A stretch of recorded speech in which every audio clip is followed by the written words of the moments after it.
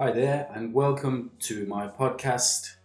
In this episode, I'm going to be giving you some expressions and some idioms using the word wind. So, talking about wind with different kinds of idioms and expressions. A good way to begin will be to talk about the second wind. This means to have a second wind.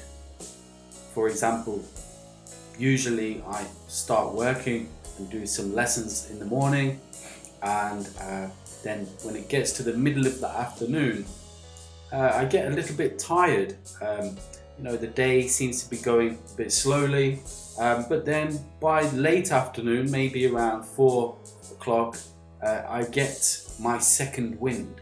And so that means that I kind of get a new burst of energy, a new energy, so that I can then return with the amount of energy that I need to my work or to my tasks. And you might talk about something like an athletics race, and you can see that one of the runners in the race has lagged behind the other runners, so he's actually a little bit behind the others, and it seems that he's going to lose. He's certainly not going to win the race. But then a bit later into the race, he gets his second wind and he's able to catch up with the others and actually move forward and lead the race, and he's able to win the race because he gets his second wind. In this one, the expression to take the wind out of somebody's sails, to take the wind out of their sails.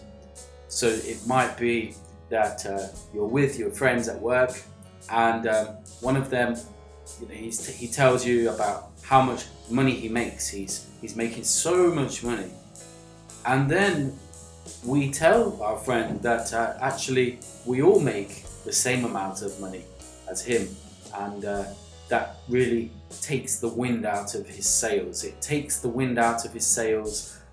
It brings down his confidence. Okay, before he's talking and he's kind of he's boasting about himself. That means he's talking about himself in a big way.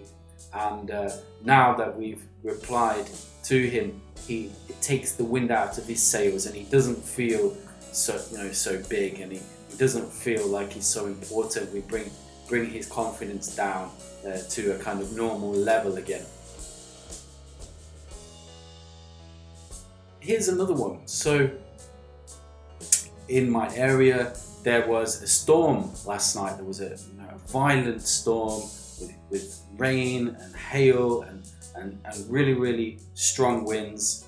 And I was outside when the storm happened, and so when I returned home, my wife greeted me at the door and she found that I was there looking completely wet and with my hair windswept. So looking windswept, my clothes and my scarf looking windswept, meaning that in a kind of a mess, disordered, because of obviously the wind has blown my scarf and my hair all over the place. So I'm looking windswept. And I took a walk. Today is the day after the storm. I went down to the seaside and I took a walk at the seaside, and I looked down and I could see the windswept marina and the windswept boats. That means that they've been sort of tossed around and moved around because of the violent storm, where they're not looking straight and ordered like they usually do, but they kind of moved, and they've kind of got this messy, disordered look about them. Another one would be long-winded. So if something is long-winded, I'm trying to find the cinema, and I stop a woman on the street and I ask her, can you tell me how to get to the cinema? And she gives me so many details about how to get there.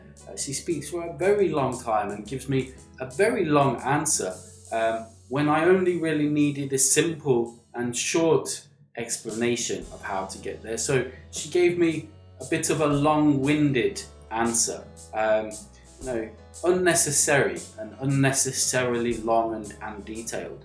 And we get this in books. So I remember when I was a child that I read The Hobbit, which is a classic fantasy novel that you may know. And being a child, I could read for hours and hours. But then when I was much older and had become an adult, I decided that I would like to read it again. I was curious, what would it be like to read it again now that I am an adult? Would I still enjoy it in the same way? It was a story that I really loved as a child. And so I picked up the book and I began the book, and I found that the writer used about 100 pages just to describe the scene, which is a village, to describe the village and describe the villagers that live there, and kind of tell you about their daily life. And I thought this was a very long-winded way to write, because it took maybe 100 pages before there was any real events or any real action started. So a bit long-winded for me. And another one would be to talk about a whirlwind romance. And this is when two people, they get together and there's a romance, there's this intimate relationship that starts and progresses very quickly, maybe more quickly than is normal, and maybe there's some risk in that, not taking your time to really get to know each other. But a man and a woman meet, and they've only known each other for 2 months, and they're going to get married in the next month and the third month, and we would say, wow, this is a real whirlwind romance.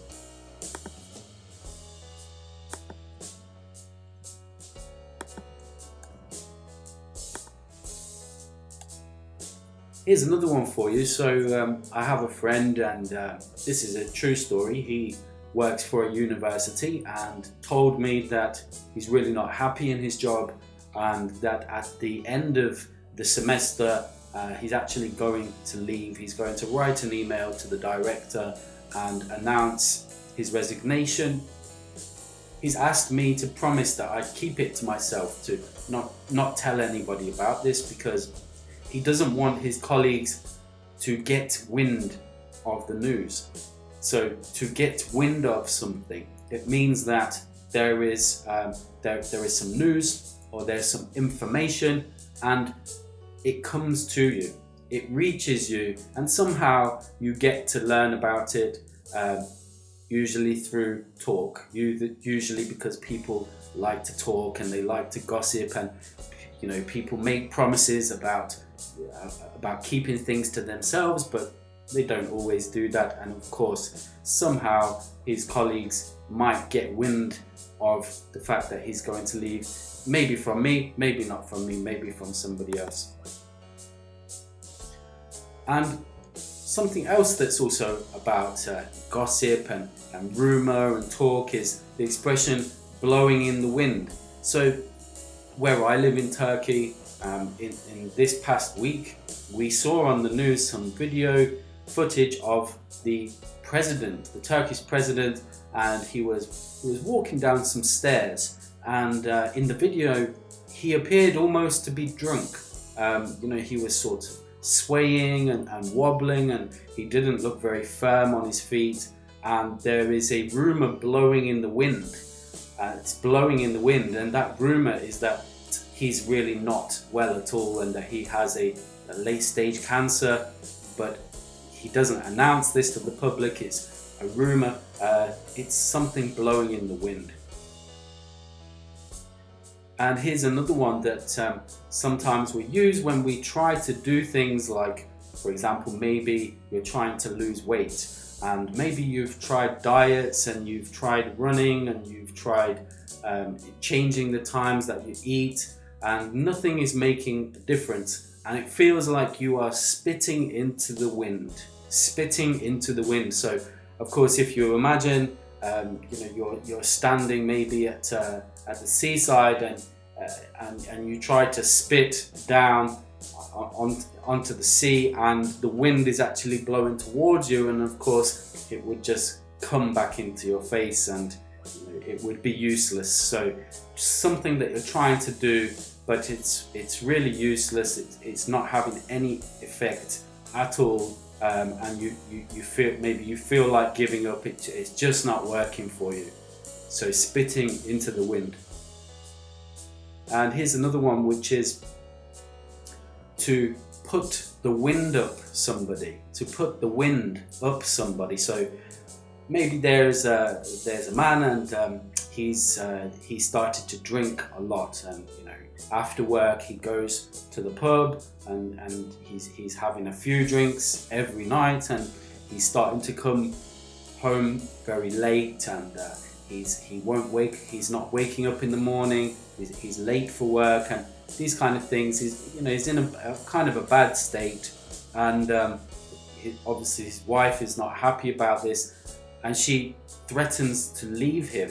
She says, if you don't sort out this drinking habit, this drinking problem, I'm going to leave you. And that really put the wind up him. So it means that this has really given him a reason to be worried. It's really given him a reason to be quite anxious and quite concerned. So to put the wind up somebody is when you do something or say something to somebody that gives them quite a serious warning about their behavior and what the consequences will be if they don't change.